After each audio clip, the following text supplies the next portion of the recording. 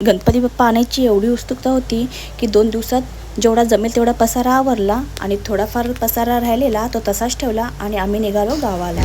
कारण गणपती बाप्पा आणायचं हे पहिलंच वर्ष आहे. सकाळी लवकर निघाल्यामुळे सगळ्यांना खूप भूक लागली होती, त्यामुळे दुपारी पेटपूजा केली आणि पुढे निघालो.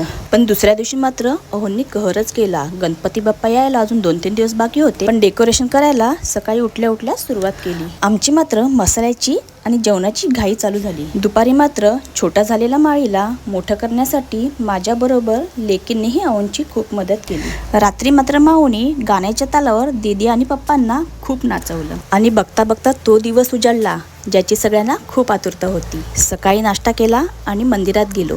भाच्याने बाप्पांना घरी आणलं आणि अहोंनी बाप्पाला सिंहासनावर विराजमान केलं. आता बाप्पा आलेत म्हटल्यावर मोदक हे झालेच पाहिजे, म्हणून सकाळी उकडीचे आणि रात्री ओरिओचे मोदक बनवले आणि त्यानंतर फुगड्या आणि बाला डान्सला सुरुवात झाली.